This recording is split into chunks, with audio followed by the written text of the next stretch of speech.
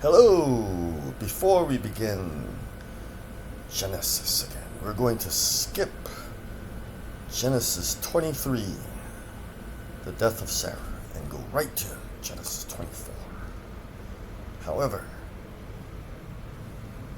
I'd like to show some of the things that I have collected in my journeys.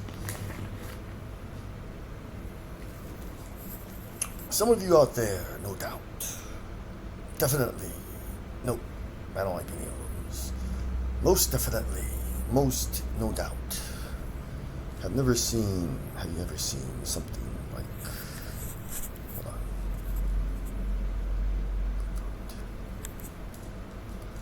like this? This is called a rosary, a holy rosary.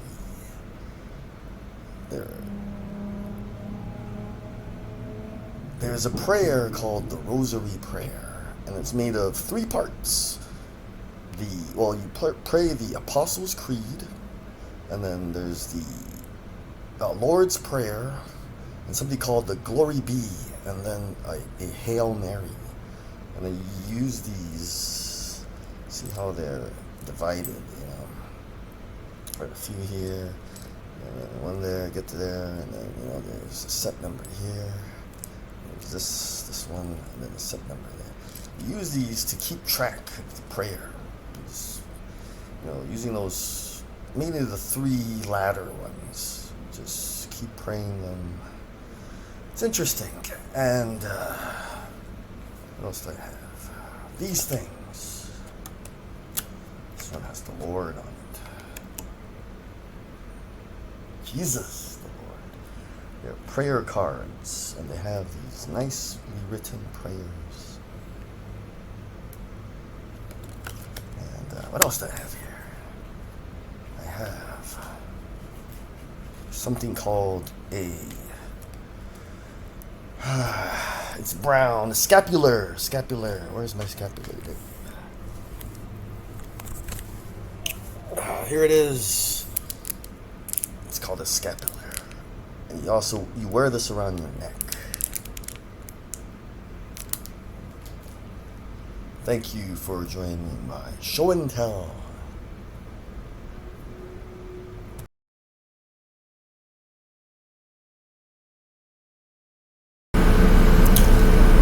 Genesis 22.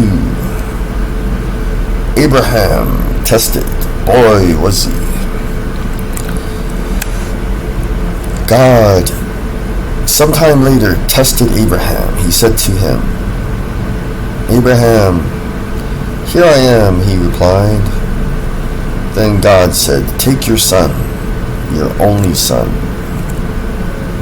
whom you love, Isaac, and go to the region of Moriah. Sacrifice him there as a burnt offering on a mountain I will show you." Early the next morning, Abraham got up and loaded his donkey. He took with him 2 of his servants and his son Isaac. When he had cut enough wood for the burnt offering, he set out for the place God had told him about. On the 3rd day, Abraham looked up and saw the place in the distance. He said to his servants, "Stay here with the donkey, while I and the boy go over there. We will worship, and then we will come back to you." Abraham took the wood for the burnt offering and placed it on his son Isaac. And he himself carried the fire and the knife. So Isaac was carrying the wood.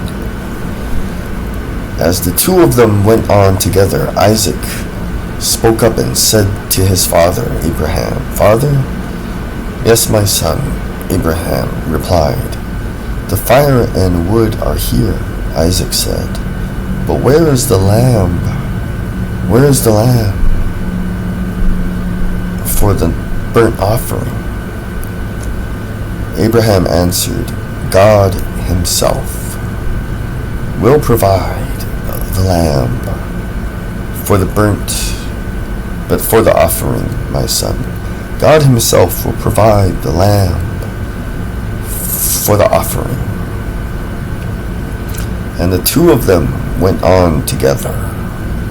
When they reached the place God had told him about, Abraham built an altar there and arranged the wood on it, like a priest. He bound his son Isaac and laid him on the altar on top of the wood. And he reached out his hand and took the knife.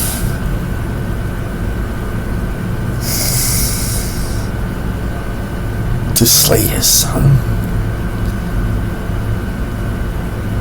But the angel of the Lord, a Kadosh Malakim, called out to him from heaven, Abraham, Abraham. And then Abraham was like, here I am. He replied. The Kadosh Malakim said, do not lay a hand on the boy, he said. Do not do anything to him. Now I know that you fear God, because you have not withheld from me your son, your only son.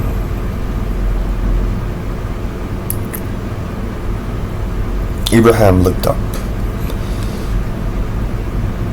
and there in a thicket, he looked a little higher, in a thicket, it's like thorn bushes.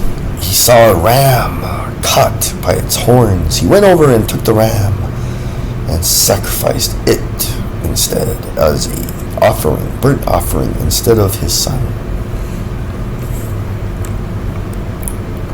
So Abraham called that place, the Lord will provide. And to this day it is said, on the mountain of the Lord it will be provided. The angel of the Lord called to Abraham a second time and said, I swear by myself, declares the Lord, that because you have done this and have not withheld your son, your only son, I will surely bless you and make your descendants as numerous as the stars in the sky and as the sand on the seashore.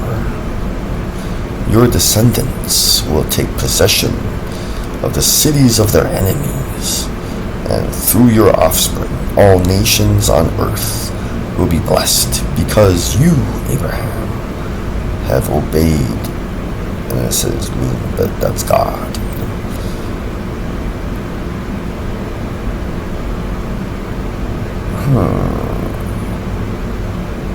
Here's an instance where there's the angel of the Lord, and he says, because you have obeyed me. I think he's a, what they call a messenger, You have to, I don't want to take away anything from Kadosh Malakim. Powerful. But just so we kind of understand, he doesn't think he's God. You can imagine that he has a note from God, He's reading it. God told me, but he's cooler than that. He's like, that's what it says. Because you have obeyed me, Abraham. Then Abraham returned to his servants, and they set off together for Beersheba. They must have been so happy. It was some kind of wild, remember Ashton Kutcher when he had this show called Punk'd? Sorry, it's just not a really good example. But you really, if you trust the Lord that he loves you,